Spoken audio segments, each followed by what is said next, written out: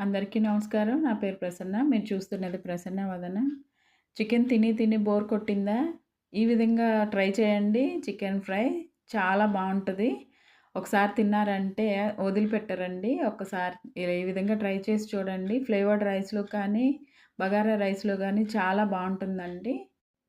ఒట్టి కూర ఒకటే తినేస్తారండి. ఆ విధంగా ఉంటుంది. తయారీ విధానం చూద్దాం. ముందుగా 2 మీడియం సైజు ఉల్లిపాయి, 2 టమాటాలు, 5, 6 పచ్చిమిర్చి, 1 ఇంచు అల్లం ముక్క, 5, 6 వెల్లుల్లి రెబ్బలు, హాఫ్ కప్పు జీడిపప్పు పలుకులండి, లేదా జీడిపప్పు అన్నా తీసుకోండి. వేసుకొని మిక్సీ మెత్తగా పట్టుకొని పక్కన ఉంచుకోవాలండి. ఇప్పుడు ఒక మసాలా పౌడర్ తయారు చేద్దాము. దీనికి చెక్క, లవంగ, యాలకులు, జాపత్రి, రాతి పువ్వు, స్టార్ పువ్వు, మరాఠీ మొగ్గ, ధనియాలు, జీలకర్ర తీసుకొని దోరగా వేయించి పౌడర్ చేసి పక్కన ఉంచుకోండి.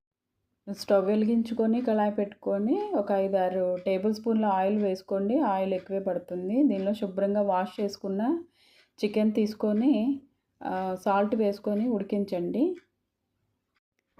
ఆయిల్లోనే సాల్ట్ వేస్తే చికెన్కి సాల్ట్ పడుతుందండి. మూత పెట్టేసేసి ఒక 10 నిమిషాల పాటు ఉడికించారంటే చికెన్లోంచి వాటర్ ఊరుతుంది కదండి. వాటర్ అంతా ఇంకిపోయి ఆయిల్ పైకి తేలినప్పుడు చికెన్ తీసేసేయండి. తర్వాత ముందుగా మనం పేస్ట్ చేసి పెట్టుకున్న టమాటా పేస్ట్ ఉంది కదండి, ఆయిల్లో వేసేసి కొద్దిగా పసుపు, ఉప్పు, కారం సరిపడా వేసుకోండి. ముందుగా పచ్చిమిర్చి పేస్ట్ చేసాం కాబట్టి కారం కొంచెం చూసి వేసుకోండి. ఇవి మనం అన్నీ పచ్చివే వేసాం కాబట్టి ఆయిల్ పైకి తేలేంత వరకు బాగా తిప్పుతూ ఫ్రై చేయాలండి. లేదంటే పేస్ట్ పచ్చి వాసన వస్తుంది. చూసారా, ఆయిల్ పైకి వచ్చింది కదా. ఇప్పుడు మిక్సీ ఆడాం కదండి, ఆ వాటర్ కూడా కొద్దిగా వేసుకోండి. వేసుకొని ఆ వాటర్ కూడా కొంచెం ఒక ఉడుకు పట్టేంత వరకు ఉంచేసి మనం ముందుగా ఫ్రై చేసి పెట్టుకున్న చికెన్ పీసెస్ కూడా అందులో వేసేసి కర్రీ అంతా చికెన్కి పట్టేలాగా కలుపుకోవాలి. కర్రీ కొద్దిగా కలుపుతూనే ఉండాలండి, లేదంటే అడుగు పట్టేస్తుంది. తర్వాత ఆయిల్ అంతా కొంచెం పైకి వచ్చింది చూసారా. ఈ టైంలో గుప్పెడు కరివేపాకు తీసుకొని వేసుకోండి. కరివేపాకు మంచి సువాసన ఇస్తుందండి కర్రీకి. ఒకసారి తిప్పుకోండి.